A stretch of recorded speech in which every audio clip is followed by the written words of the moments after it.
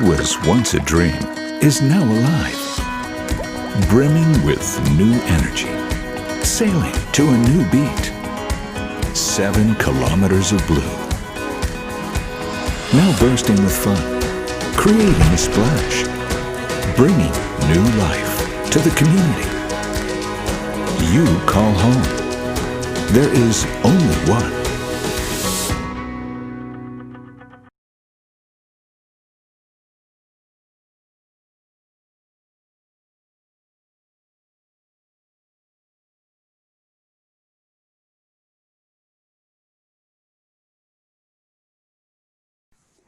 Good evening, namaste, and salam alaikum, distinguished guests and members of IBPC.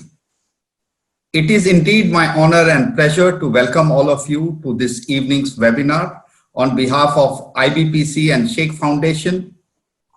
And this is about matters of heart, how to be healthy and keep our heart in good shape, which is very critical for us.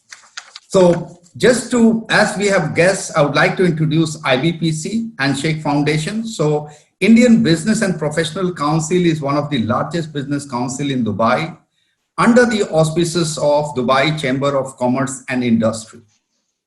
Its objective and intent is to organize events, collaborate, do networking between Indian and Emirati businessmen, both here and in India, thus furthering UAE and India business relationship. We welcome new members, both corporate and individual, from these two fraternities. Sheikh Foundation is a non-profit, non-commercial organization founded by Dr. Brajesh Mittal, who is also the Deputy Director of Medcare Hospital Dubai and consultant cardiologist. Sheikh is for saving heart attacks key efforts. It is there to prevent heart attacks, how to help people from preventing heart attacks, and also any damages, collateral damages from heart attacks. So that's what this organization is about. Today, it is my honor and pleasure to welcome a very inspiring personality amidst us who will be speaking in a little bit, Dr. Azad Mopin. Dr. Azad Mopin, he doesn't need a lot of introduction, but I will still take the privilege of speaking a little bit about him. He's the chairman of and managing director of Aster DM Healthcare Group. He is an inspiration far beyond. He's a winner he has been given a lot of awards, and if I start talking about that, it will take the whole evening. But few of them notable: Padma Shri by Government of India, Parvasi Bharatiya Samman, again in 2010, given by the President on behalf of Government of India, Arab Healthcare Award, and the Best Doctor Award by the Kerala government in 2009. These are just a few of the notable awards that he has got for his social and contribution and health contribution in healthcare field, both in UAE and India. Dr. Mopin is not only an inspiration for the current generation, but in my view is an inspiration for the generations to come, to learn from him and how to move ahead from an individual to an entrepreneur to a philanthropist, and how to do good to society. His modesty and simplicity is next to none. His contribution efforts in India and UAE through Aster DM Healthcare Group during critical COVID times has been again second to none, and that everybody has seen, and he has really contributed. Other thing is, he is also the governing council member of Indian Business Council Board. So it's really my pleasure and honor, Dr. Mopin, to welcome you today's event. We'll take it, in order to take this forward, namaste. In order to take this forward, I would hand over to Dr. Mittal, Brajesh Mittal. But before that, just for the guests and members, at the end of the talks, once they are over, we have a Q&A tab, which during the session, or towards the end, you can put your questions and Dr. Mopin and Dr. Brajesh Mittal will put it to them to answer as it might be appropriate. So without much ado, I would like to hand over the mic to Dr. Brajesh Mittal to take the evening's proceedings forward. Dr. Mittal. Thank you. Thank you, Mr. Sinha. And it is a real pleasure. I will use the word which is a bit emotional word is I am ecstatic to have our dear sir back with me. And I can't express my joy and honor that he has spared time. He is a very busy person, I know, because I work in the same organization, so I know how busy he is. So, sir, it is a real pleasure to have you once again. You are the patron of this Sheikh Society, which is an added pleasure. And your speech, people remember even now, the one which you gave on 25th January at the time of inauguration and launch of Sheikh. That was a very well thought of speech and very well circulated. So, sir, this is from my side that I have invited you to present a leader's perspective in the COVID era, because no other leader could be better equipped to tell us what happened in the COVID time and how the healthcare leaders took the challenge and taking the challenge at the moment also and carrying it forward. So with utmost respect, sir, please, I'm welcoming you to deliver your talk. Thank you very much. Thanks a lot, Dr. Mittal, and before that, Mr. Dilip Sinha, for that very generous introduction by Dr. Dilip Sinha, and I really appreciate. And so Dr. Mittal also mentioned about me and our personal connect. So it's my pleasure to address IBPC because I'm also on the board of IBPC, and also Sheikh because I am a patron of that also. So this is a very good program which is being taught by Dr. Mittal, and IBPC has been kind enough to give the opportunity for this to be transmitted to the members of IBPC. So let me first of all wish everyone all that is best, and most importantly to keep healthy and safe during this difficult period on this special day. Today has got an importance because it's a World Heart Day, and it's very appropriate that this subject has been chosen by Dr. Mittal for the talk today. So I've been asked to give a perspective about COVID from a healthcare leader, a perspective of a healthcare leader, which I will talk to you about maybe 7 to 8 minutes, and then of course, Dr. Mittal will be taking you through the presentation on COVID and heart. So, Dr. Mittal, I have to just mention that he is one of the most astute cardiologists that I have seen. As a colleague, as well as his patient, in fact, he was looking after me also while I had some minor requirements and all. He is one among the most approachable and one of the best professionals that you can have in the area of not only cardiology as a doctor. So he is also very ingenious in developing such programs like, even the foundation, which is called Sheikh, the name itself, it is so nicely worded, as well as the ways in which he is trying to educate the public about the problems in healthcare, especially in cardiac area, which is his specialty. So thank you, and may God bless you. Now, coming back to COVID and a leader's perspective.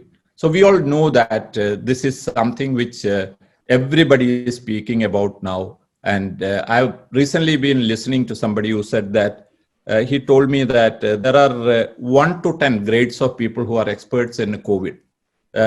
Anybody who is on WhatsApp or any social media becomes an expert. So that is a level 1 or 2. To the experts who are sitting in WHO and people like that who are at 9 to 10. So anybody can be at any level because all of us are reading about it every day. There is no dearth of information about COVID. If you open the paper or if you go to the net, everywhere it is COVID. So we all know a lot about COVID, and I don't want to repeat about that because it's again, whatever we know, I am repeating and it will be boring to you.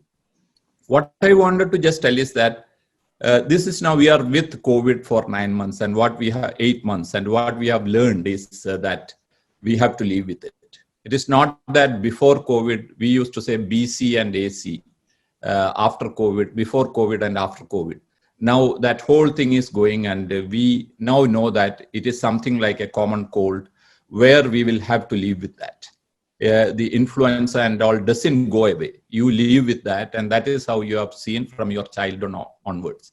But when COVID started, and this was in January when WHO said that there is a serious illness which is coming from China, Wuhan, and coming to other countries, we all thought that, okay, this is another thing which comes and goes. We heard about the SARS and many other things, and this also we thought that this is something which will just go away. But now we know that on March 11th, WHO declared that this is going to be a pandemic, which is after 100 years. We had the last pandemic, Spanish flu pandemic in 1918. Exactly 100 years after that, we are seeing another pandemic happening in the world. And we know that 1 million people have already died, and we don't know. The projection is that another, God forbid, million will die, something like that. Even WHO came out something like that. So it's a very, very serious problem, even though we thought that it will just pass. But when you look at the illness as such, it is not something that serious. It happens, I mean, in 95% of the people, it doesn't go into a serious situation. And only in 5% it becomes something serious, critical. And of that, only a small percentage of people die. We treated 7,600 patients in our hospitals during this period in UAE.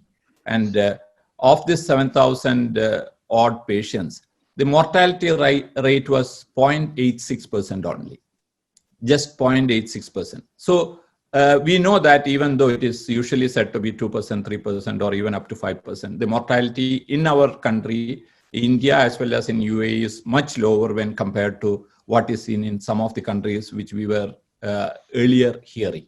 So it is a serious illness. The issue is that we don't have actually a vaccination or a treatment. Even if we had a treatment, leave alone vaccination, we know that for many of the illnesses, there are no vaccinations or immunization. If we had a treatment where immediately as somebody gets a treatment, for example, even in pneumonia, serious pneumonia, if you don't have antibiotics, the patient will die. But we have many antibiotics for the other bacterials and all. But here, unfortunately, we haven't found out the medicine, or we don't have a vaccine. That is a serious issue. So coming back to what has actually happened, when you look at various things, one leader's perspective, the most important thing was the limited resources which were available.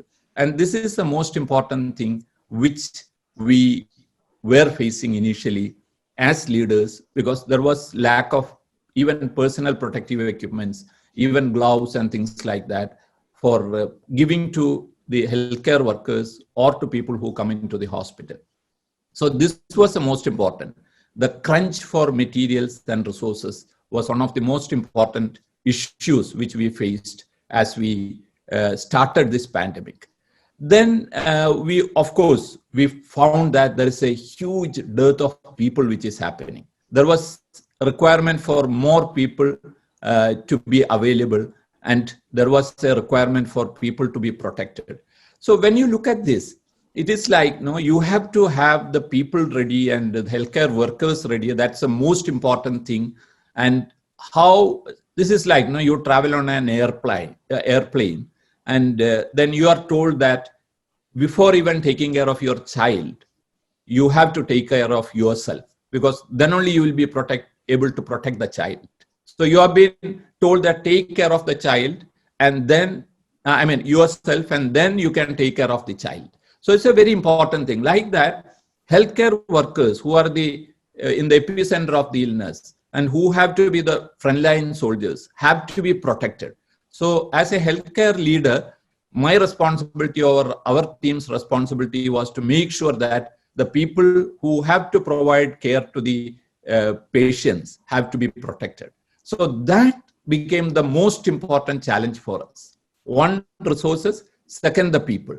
the people, from the very beginning, we were looking at how they can be protected and the ways in which, not only them, even their families, because they go back after coming to the hospital or clinic and they have to be protected.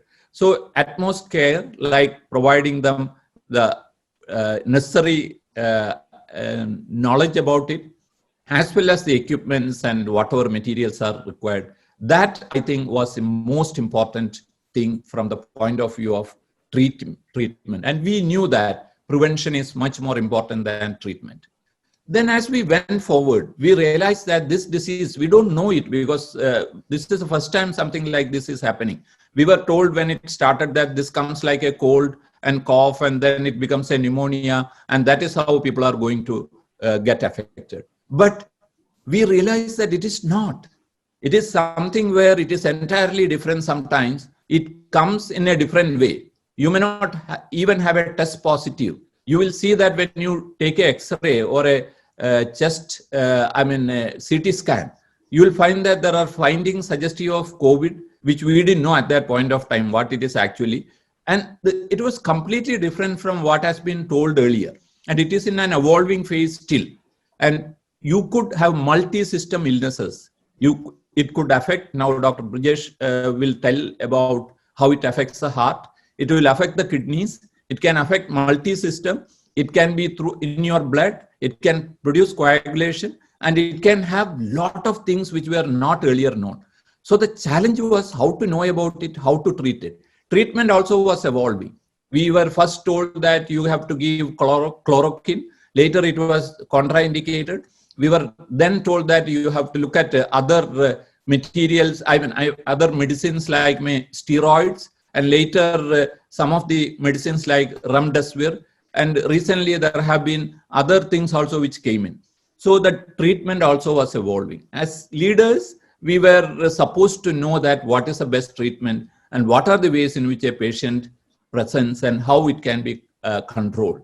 Now, finally, I want to come to this point where there is also a requirement for the organizations to run. As a healthcare organization, sustainability is very important. It is important that the organization sustains. We have to have the wherewithal, including the money for supporting the people, because the patient numbers were coming down. We went down to 40% of our total, footfalls and revenues when April, May, the actual COVID hit first time. Of course, now it has come up and it is much better. So there is a requirement for leaders to look at sustainability of the organization. And that was one of the major challenges. I don't want to prolong. I just want to tell you that the important things that came, this is something which we are learning even now, is the requirement for the materials, the resources, the human resources, and also to look at how the disease is evolving and to make sure that sustainability is very important. So these are the important learnings as a healthcare leader that I have. And I'm sure that Dr. Mittal will go deeper into the cardiac related matters of COVID. And then we will have the session on QA where we will try to answer your queries. Thank you very much. Thanks a lot. Thank you very much, sir. It is a very wonderful illustration, and you have set a good stage for me to take it forward. As a leader, I know the challenges, because that I can never understand. How could you manage as a leader with all through this 6 months with multiple challenges of revenue generation plus protection of the staff and taking care of the patients and liaising with the government authorities? It was a tough task. And I was also holding the chair of medical director at that time. So I additionally knew what were the challenges. So we commend your efforts, sir. And this was a very good presentation for everybody. And now I will go a little bit more into the cardiac side of it. So what we know about cardiovascular disease, the first thing is, because this term will continue repeatedly in the presentation. So what do you mean by cardiovascular disease?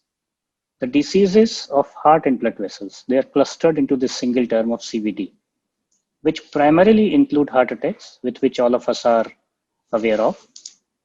Additionally, strokes, the diseases of the peripheral or limb arteries, the arteries of the arms and legs, are also included in cardiovascular disease. And then there are some other heart diseases which are not directly related to heart attacks, but they affect the muscles directly, or to the coverings of the heart, or the valves of the heart. In general, for most heart attacks and strokes and peripheral arterial disease, the cholesterol deposition is the common denominator. That is the starting point. Now, as per WHO figure, 17.9 million people die every year from cardiovascular diseases, and that constitutes 31% of all global deaths. And cardiovascular diseases are clearly the number one killer among all the given causes. Today being the World Heart Day 2020, and this year World Heart Federation has put in the theme, use heart to beat heart diseases. And in the time of COVID-19, taking care of your heart is more important than ever before. And why is it so? Let's see some introductory part that what is actually COVID-19.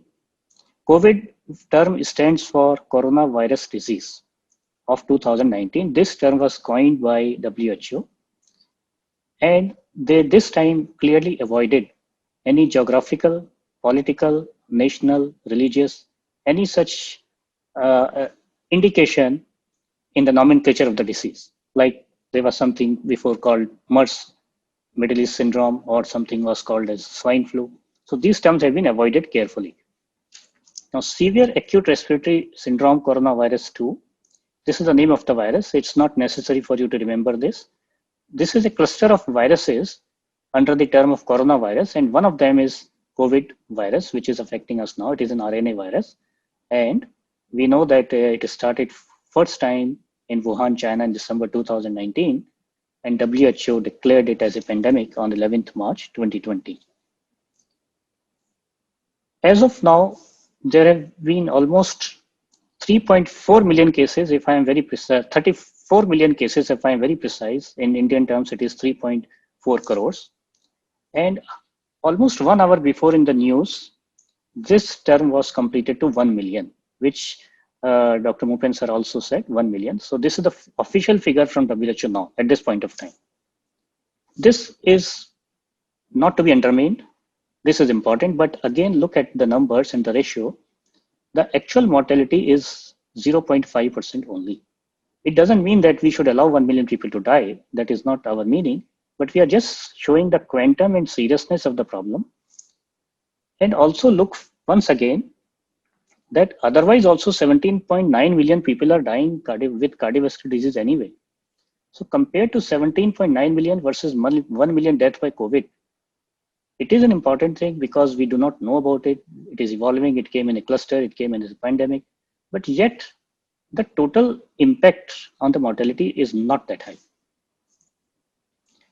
Also, one has to understand that infection does not mean always a disease. You may be infected without a disease. So there is a good spectrum of the clinical presentation from asymptomatic to mild disease, to moderate disease, to severe disease, and to critical disease.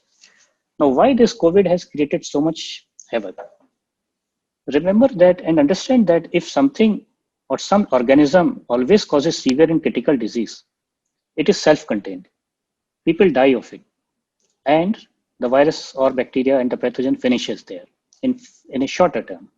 If something is causing very asymptomatic and mild infection, it perpetuates, but people are not much concerned. They get better and the herd immunity is developed fast and they are fine. But here, this virus has got a complete spectrum. Some people become very critical, some are severe, some are moderate, some are asymptomatic. So it is a self-perpetuating virus. It is at the one spectrum, it is infective. It is infecting more and more people. And on the other spectrum, some people are also killed, or some people are also very critical. So this situation is a very unique situation for pandemic to enhance and progress. And when the COVID infection occurs, what happens? You can have a COVID infection in a person or a patient who is otherwise healthy as regards heart issues. There is no prior cardiovascular disease. The COVID infection in a minority of people can directly affect the heart. But more so if there is a pre-existing cardiovascular disease, Then on top of this, if you have a COVID infection, then it becomes a really severe and troublesome problem. So pre-existing heart diseases and risk factors like smoking, obesity, hypertension, diabetes, and elderly people, they are at a higher risk of suffering in terms of morbidity as well as in terms of mortality when they suffer from COVID infection. In an otherwise normal person also heart can be affected, but neither it is too common nor it is too serious. So there is, all cardiologists believe right from the beginning, from the first month onwards, that there is a bidirectional interaction between CVD, cardiovascular disease, and COVID. Patients with cardiovascular risk factors and established cardiovascular disease represent a vulnerable population when suffering from COVID-19. COVID-19 itself promotes and proliferates CVD, increases sufferings and deaths. So it is a very deadly combination. And there is double whammy. On the one hand, CVD patients are not only more at risk of developing severe forms of the virus, but they may also be afraid to seek ongoing care for their hearts. So patients are worried, even if they suffer a problem like heart attack, they will tend to avoid going to the hospital. They become serious and serious more. And we have seen patients coming even 1 week later and 2 weeks later to us after having an index heart attack. So this is a double whammy. This is another trouble which we have encountered and faced. Now, how the heart can be affected? What are the ways that heart can be affected? It could be affected directly by the viral infection itself. The virus itself is injuring the heart muscle by infecting it by going inside the muscles. Then it could be indirect. As a response to viral infection, so many inflammatory chemicals and toxins are formed, and also some clot forming substances. They create multiple problems. So this is the indirect way. And then there is third way of affecting the heart is secondary. That due to widespread infection, multiple system involvement, lung injuries, lack of oxygenation in the body, all these things secondarily affect the heart. And last but not the least, secondary effect can also be because of the medications, because some medications are toxic to the heart and they can create electrical disturbances and damage to the heart muscles. And when can the heart be affected? It can be affected at the very early, at the time of infection, during the infection. I mean, that is fine. We know that somebody is suffering from an infection, he is having pneumonia, we cure the pneumonia, pneumonia goes away. So that is fine. Somebody may suffer at the time of infection, heart muscle injury, or by secondary causes, by worsening of the heart conditions, leading to more serious complications and critical state, more heart attacks in the patients who are already suffering. But the problem here is that an initial infection which goes away, the virus goes away after 2 weeks, as we all agree.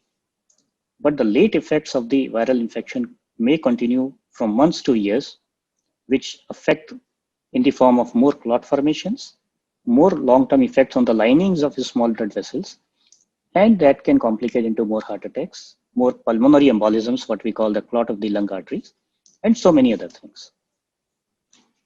So COVID-19 and CVD, the comorbidities are common in patients with COVID-19 infection.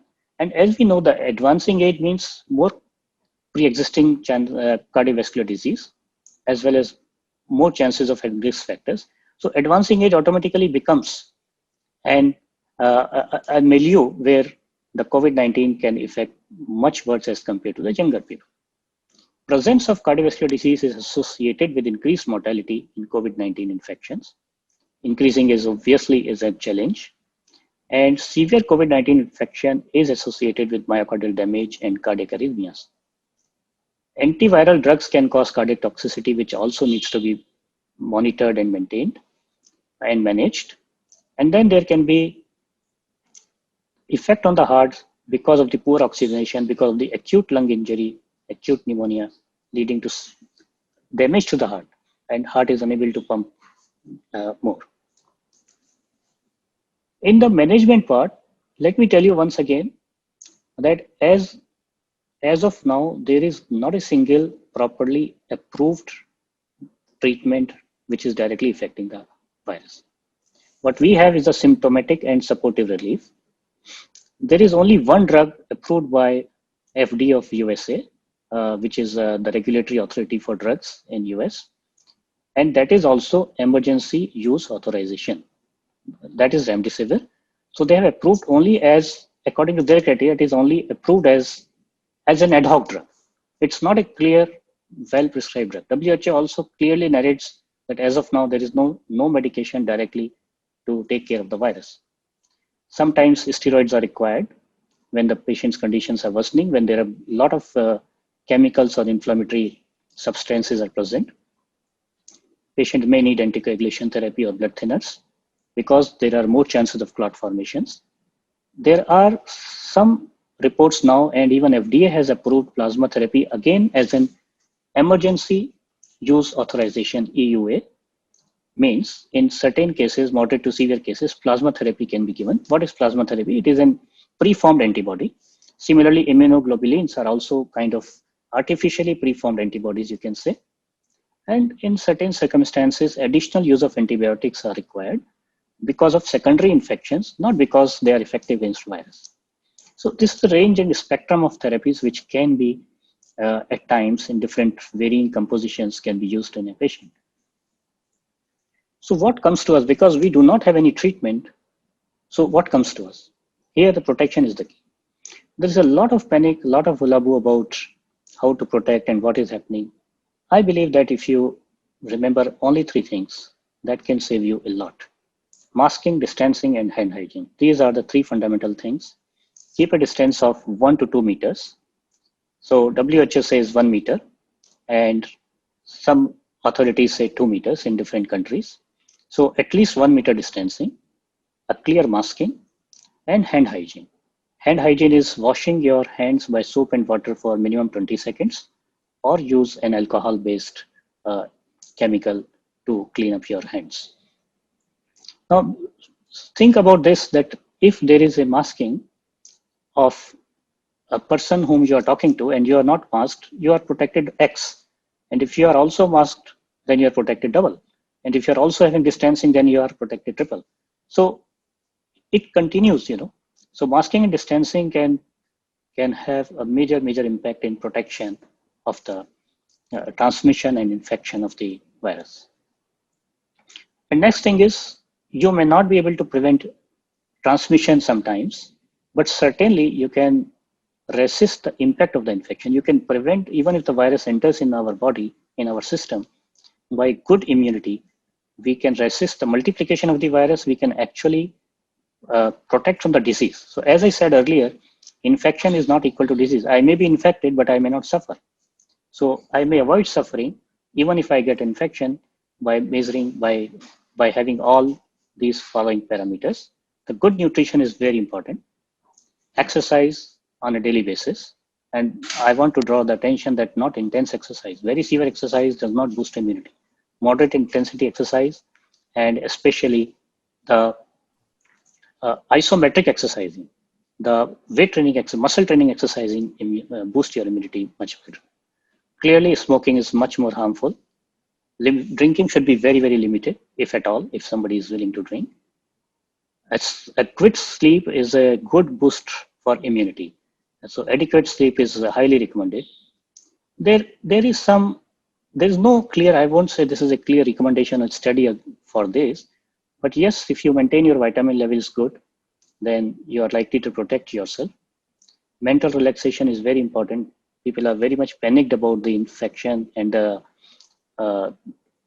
economic losses. All these things we agree that happens, but a stressed system of human beings is directly related to reduced immunity.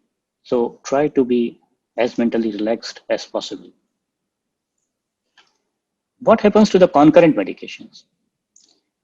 Aspirin for all is a question mark, but certainly those people who need aspirin and who are already on aspirin must have it. In other cases, we may decide it may be helpful, but there is no clear guideline on this. There was some concern about certain group of medications for blood pressure. We call them ACE inhibitors or angiotensin receptor blockers. But at the moment, there is a clear verdict that you do not need to change any of your BP medication. and they are not going to affect you adversely. There was some real concern about and some real thought about using hydroxychloroquine or chloroquine as a protection, as well as a treatment, as well as post exposure prophylaxis. But at this point of time, the authorities have all withdrawn this recommendation, and it is not recommended anymore for any part of the spectrum of COVID-related infection. There was some concern about use of routine analgesics, that they can harm if you are also having COVID infection, but that has also been refuted and not been proven. Now, there is a very interesting study which came only 2 days before, that patients who are on cholesterol medications, statins like Lipitor, Crestor, rosuvastatin, atorvastatin. So there is a study published in Lancet only 2 days before, and according to them, there is an indication that people who are on statins have more protection from COVID infection, because the statins stabilizes the cell membrane and does not allow the virus to go inside the cell. So these are all interesting facts which are coming every day. Something new, something is withdrawn, something is allowed, and something new is coming up. So known heart patients, if you are already a known heart patient, you should continue your routine medications. You do not need to change any blood pressure medication. You have to have good control of blood pressure and sugar. And the last but not the least is present to the hospital without delay when needed. Do not avoid simply because you think that there is a COVID environment, I will be exposed. Okay, you have to save yourself, but at the same time, you cannot allow yourself to suffer at home when something is really serious. So people should come to the hospital emergencies with the same logic and same indications as they were doing in the pre-COVID times. So remember, 50% of patients with COVID infections who required critical care have known heart disease, diabetes, and other serious medical illness in the past. So the message here is that if you are already suffering from risk factors, and if you are already having a cardiovascular disease, then you have to be much more careful in protection and prevention part. Don't allow infection to occur. Besides the increased cardiovascular risk at the time of infection, the high risk may persist for many years after the infection. That is another important thing. And that association came because of the influenza infections. And we realized long before that an influenza infection can increase the risk of heart disease at the current time as well as in the future times. And obviously, pre-existing patients are highly vulnerable, and this vulnerability may increase for several years following the infection. So with this, I would just say that year 2020, we are just looking that this clock should tick very fast, faster than usual, and we come out of the calamity and the pandemic and all the panics associated with it and all the mortalities and morbidities. So dear friends, colleagues, audience, take the road to a healthy heart. Please, if you find some time and if you want some information about heart-related problems, you can visit this website, shakeheart.com. Thank you so much. So thank you, Dr. Mittal and Dr. Maupin. What I would do is that go through some of the questions which have come. And if anyone else wants to ask, you still have a chance to type the Q&A. So I would say that, Dr. Maupin, there is a question here from Radhakrishnan Karantna, is what do you think about Chinese government or healthcare doing differently, because they were affected so drastically and they recovered from that majorly. So can we not use that practice, or is it a secret thing what they did it? How they overcome and why that example is not being used elsewhere? What's your comment on that? Yeah. So China has been able to control the outbreak in Wuhan, as well as later when you look at whatever came back as the second wave has been very mild and it has been well managed. There are two caveats to this. One is, are we getting the correct information? Is it the way in which is reported? We know that the information we get from some of the countries are not 100% correct, and it is as the governments or the authorities want it. So that is one. The second one, it is a command economy, like command country, where you can order around people and impose things, unlike in many other places where there is a huge difficulty in imposing things. So the most important weapon, like what Dr. Mittal said, is prevention. So there is a requirement for people to adhere to that, and there is no let losing of that. And that is the reason probably they were able to control it most effectively than many other countries. And they have very strict border controls, and they make sure that people who are going out or coming in are well screened when compared to many other countries. So these two factors together, this very strong, strict control by the authorities for spread of the disease, like whatever distancing has to be or whatever close down has to happen for any sort of institutions, plus this whatever, the knowledge that we have what's happening there. These two should be the reason for the reporting of the Chinese cases much lower when compared to many other countries. So I think that discipline, not only from the government side, but individual discipline is also very important, how people take care of. And in China, they were able to instill that much better than maybe some of the other places. So there is another question, probably Dr. Mittal could answer that. And the question is regarding, they say that if you are in close proximity, even if you keep safe distancing, is it that the virus in the air remains for a longer time, or is it only for 30 minutes or 15 minutes? So what is the, how long does the virus remain in the air? Is there any study towards that? Okay. So this virus has a property and a unique property. This is a very heavy virus. That is why it does not last too long, and it does not travel long distances in the air. So if there is a good distance, we believe that even if somebody is a sneeze and I am 2 meters away from him, this virus will not travel to me. It will fall down on the floor. Now the virus can survive on the floor, but then there has to be a mechanism that from that floor it reaches to another person's mucous membrane like nose, mouth, and eyes. So in general, if you look at the total conundrum of the whole situation, in most cases, if you are maintaining a distance and if you are using mask, you are done with the problem. The infectivity in other ways is extremely low and extremely rare. So we should not be worried about rare and exceptional things. We should focus more on the common thing. So common thing is, it doesn't travel long. That is a common thing. Right, thank you. There is a question from Mr. Ankit Patel. He's talking about the use of the different type of masks. So especially when one is going into a crowd or crowded place, should they use their N95 or a normal standard mask, which is generally advised? So in a crowd, should it be N95? No, the mask for all routine normal people when they are interacting with possibly non-COVID patients should always be a routine surgical mask.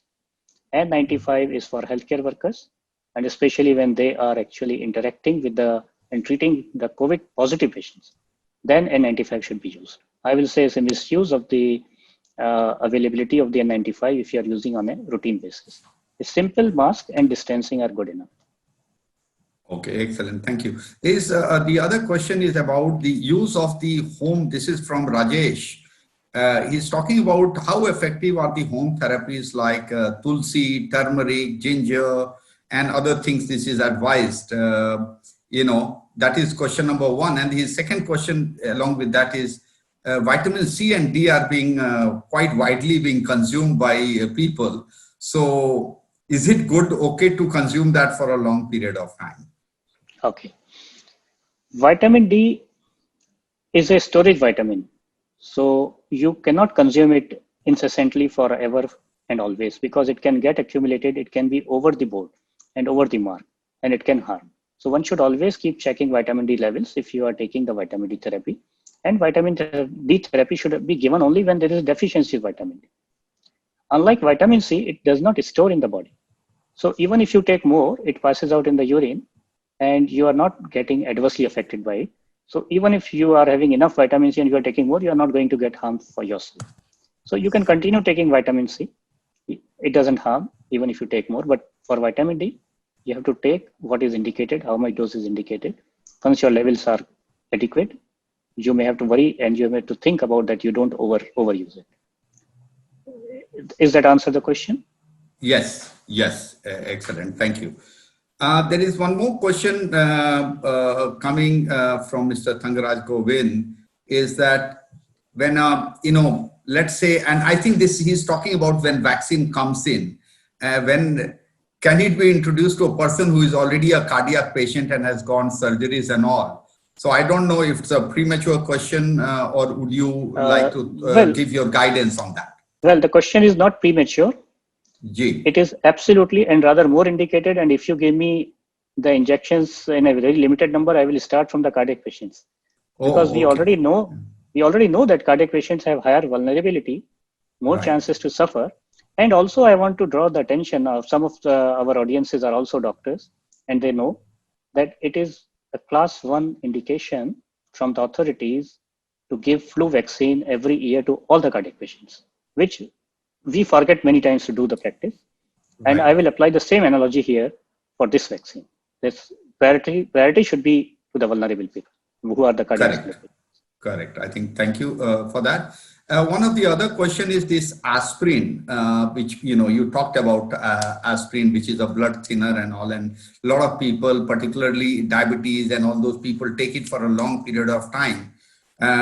Is it okay for it to be taken even by normal people for a long period of time, or it should be taken only under the prescription of the doctor on aspirin, sorry? I would say that it should be taken under the prescription of a physician only. G. We do not suggest on board for everybody usage of aspirin at the moment because it is still a medication. It can cause some unnecessary, unrequired, unanticipated bleeding problems in the gastrointestinal tract. So any medication should be weighed against risk versus benefit. The benefit is far more in the people who are already very high risk and those who have already suffered or suffering from cardiovascular disease. The same does not apply. That benefit does not remain good and hold good for the person who has nothing and he is just like a very normal person. Then he will carry chance of more harm than the benefit. So I would still say that it is not to be used like a vitamin. One has to be careful while using aspirin. No, got it.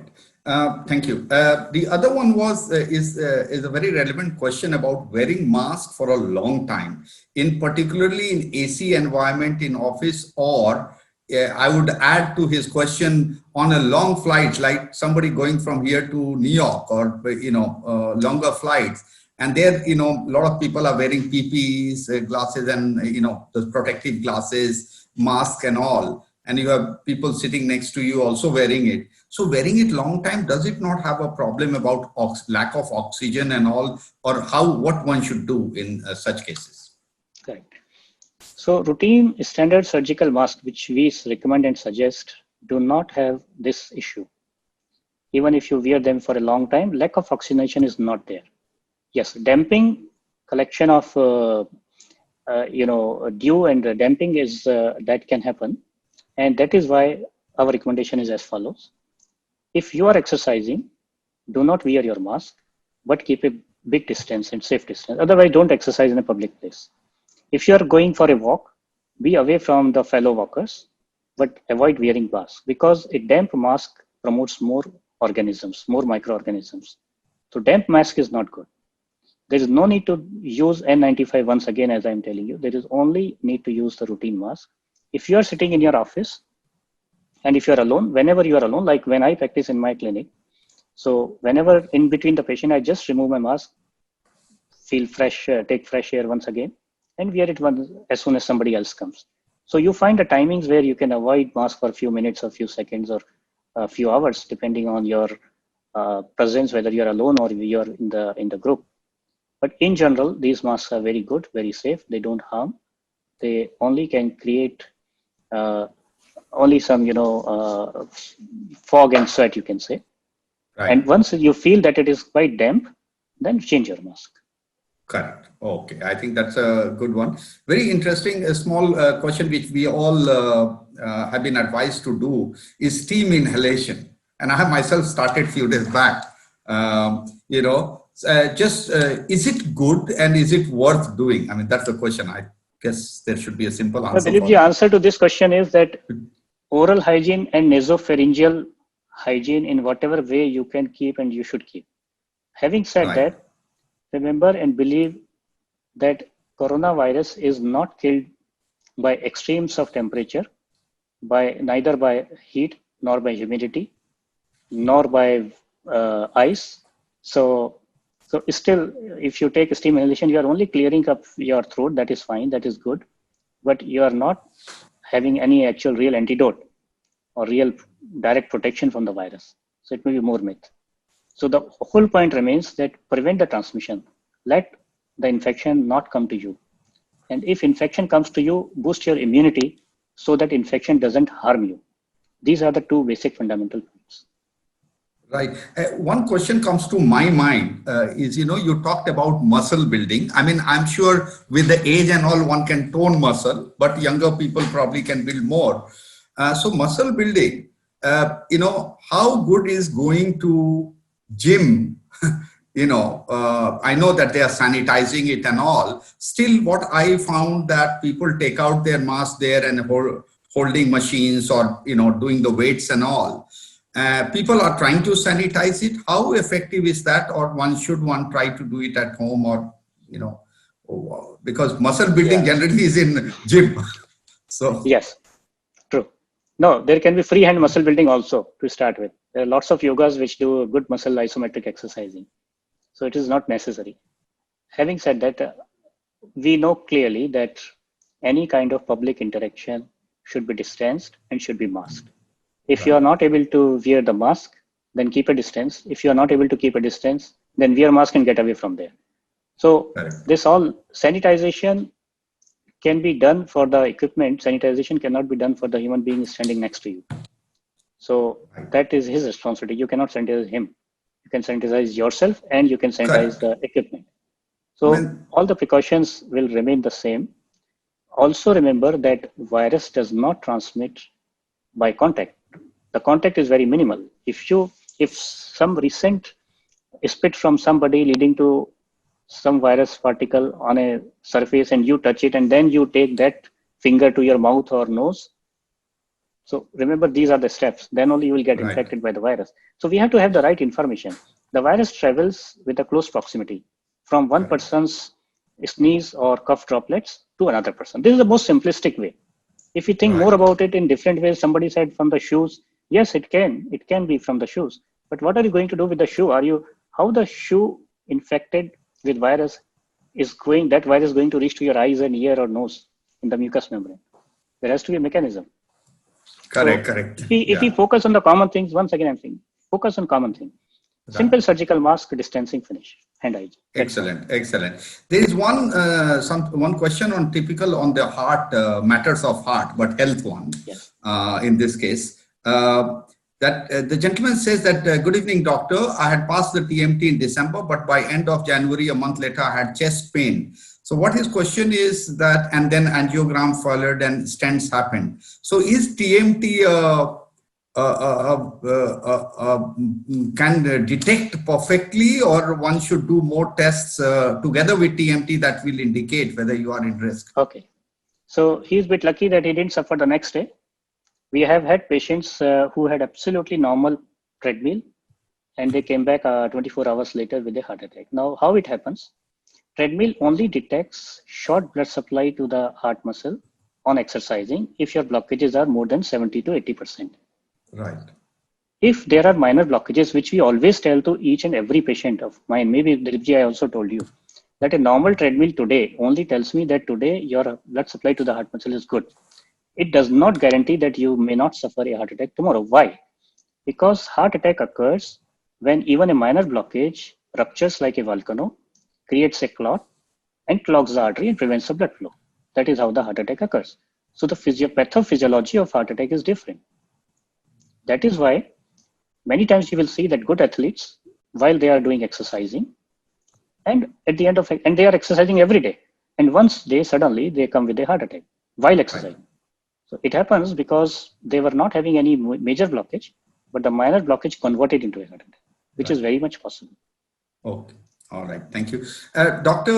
Mopin, there is one question I would put it to you.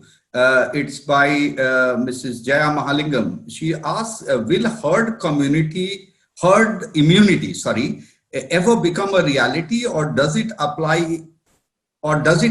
in case of COVID-19? What would you say, Dr. Mopin? Yeah, definitely. Herd immunity is something which we are all hopeful that gradually, as been told, the number of people who are actually infected and number of people who have the disease are very much different. So a large number of people are already infected and they have the antibodies in their system, but they haven't shown any symptoms, or they are not known as COVID patients to us unless and until we test them. So it is building up. In any country where this has been for a pretty long time, you will find that the herd immunity increases. But only when it crosses to 60 to 70%, you will have a protection. So can we wait for that? Can we allow the people to get infected? Even though we are not allowing now, it is getting infected. And so we are sure that at some point of time, there will be sufficient herd immunity. But here there is one caveat which I want to say. Like in influenza, our worry is that this virus can have genetic mutation every year or more frequently, and it can change. So even if you get a sort of an antibody, it's not a definite protection, because there could be a change in the genetic composition of the virus. So maybe later there's a risk of you getting the same with a varied genetic composition. So, but herd immunity is something which even some countries tried for that, but now it is not being tried, but definitely. Now, another way in which herd immunity can come in is through immunization. The level of antibodies will go up when we start immunization, and there will be more of people protected. So it's not required that everybody has to be immunized. When it goes beyond a level, there will be a level of protection being given even by that herd immunity.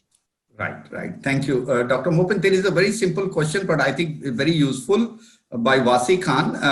My question is about masks. Which are more effective, disposable ones or reusable ones? Because reusable ones are coming in, a lot of designer ones, and a lot of people are using now. Yeah. So 3-layer and 6-layer and all that. So sure. So see, there is nothing wrong in using the disposable mask if it is being properly sanitized. So if it is being used, and it has got an advantage also. When you look at the disposable mask, it is actually adding to the environmental pollution and plastics. So there is an issue there when you are using this so rampantly, both the gloves as well as the mask. Whereas if you have a good quality cloth mask which can be used, it may be a good thing. The surgeon's masks and all, many times it is cloth is the base material for that. So I feel that there is definitely nothing preventing us from using cloth, and if it is properly sanitized and if it is sure that it's not infected and used by another person, ideally by same person using the same mask, that will be a good situation. Okay, thank you. I know that we are 1 minute above this, but in interest of the health, I would just, a very simple question I want to put. The gloves, wearing gloves while going out to gym or other places, a lot of people say gloves should only be worn by the medical healthcare people.